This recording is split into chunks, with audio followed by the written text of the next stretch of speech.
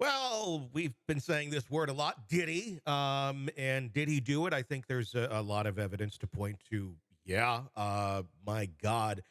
There's so many charges that have been brought against him and so many accusations. The latest, at least as of this recording, because there's new ones that pop up every single day. Thalia Graves, she's hired an attorney to bring this case, Miss Allred, against Diddy. And the charges in this are quite shocking. It takes it even a step beyond the sexual abuse. We're adding in videotaping the act itself of rape between him and his bodyguard, allegedly, and then distributing the video. Joining me to discuss, Siobhan Scott, psychotherapist and author. Yeah, the depravity just keeps getting darker and darker with Diddy, does it not? Yeah, it really does. It really does. Just an absolutely monster of a person. Uh, And with this many accusations, it's as you say, I think a reasonable guess that at least a good chunk of it is true. when there's smoke, there's fire. I think you can't even see the smoke anymore. I just think it's just blazing flames flying Yeah. out everywhere.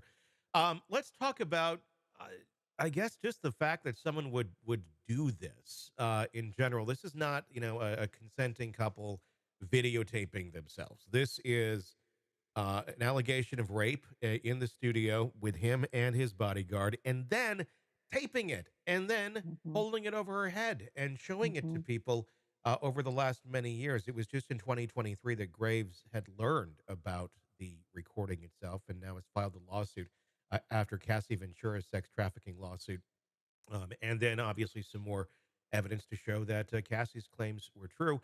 Um, What's going through someone's mind, that's thinking that this is the right thing to do, over someone? I don't know. It Yeah, just I, it I think it's defies.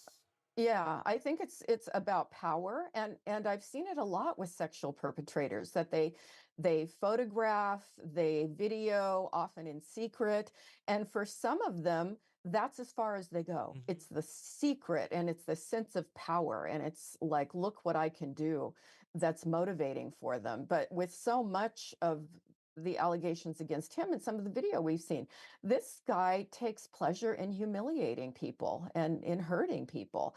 And that's really sadism. We talk about psychopaths, and sadism is another layer that goes with that. And, it's just incredibly troubling. It's troubling to hear about. Well, it just seems like, if you wanna incriminate yourself, yeah, videotape it. You wanna get caught, show Hmm. it to your friends. Hmm. Hmm. And that seems to be what was done. We don't have all the details yet on exactly how this was distributed, or why, or sent out. It was digital. I don't know. Um, but I would think, one must think they have such an incredible level of power that they can Yeah. show a video of them raping someone. Yeah. And Yeah. You nailed it. yeah, and then that's going to be okay. That somebody along the line's not going to go, that's not a good thing. Yeah, it's really surprising that he's gotten away with so much for so long, but that again, we look at the combination of really troubling personality traits, and I think it's narcissism when you see that with perpetrators, that they really think they're smarter than everybody else and they're going to get away with it. Well, this is obviously something where she's finally, come out with this, and let me have you answer this question, because the first thing that the doubters will ask is, why did it take her 20 years to come Yeah. forward with these accusations? I think I know the answer to that, but why don't you explain why one would take that much Yeah, time? it's incredibly common for victims to wait decades before, and this goes for male and female victims, because a lot of men as children are sexually assaulted too, and sometimes they never tell.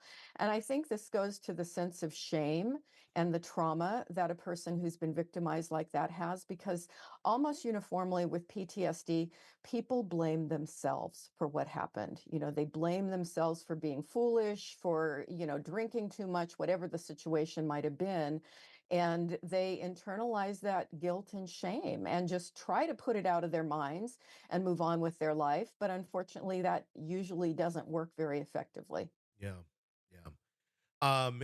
In something like this, I mean, it is up to the victim if they do want to talk about it, if they do want to share it. They don't have to re-expose themselves for everybody else. It's Yeah, very true. And entertainment. often it comes up for the first time in therapy, and sometimes with elderly women, who for the first time when they're 70 Really? years old are talking about things that happened when they were 8, 9, or 10 years old.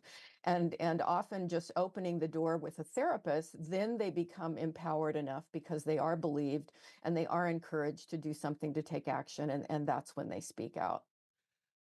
This video that they speak of, because of course they're arguing and they're saying that the Diddy side is saying, "Oh, not true," as they've said to everything thus far.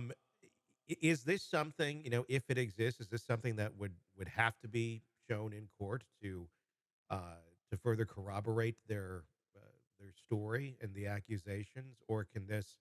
I mean, otherwise it is just kind of a he said, she said. But I guess if you have other people that are willing to testify or subpoenaed, and this is a civil case right now, um, what would they need to show to really prove that this happened, other than we have a pattern of behavior right Boy, that's a really good question and really troubling. And I think since it's a civil case, it may be up to the victim now? how much of that is exposed. And I would think that you could probably show portions or Yeah, snippets without going through the whole thing. yeah. That would just be my guess. Which hopefully that they don't have to show any of it, Yeah. or just, I mean, hell, R. Kelly had his shown in the courtroom, and they still acquitted him. It's Yeah. like, we don't. That's not.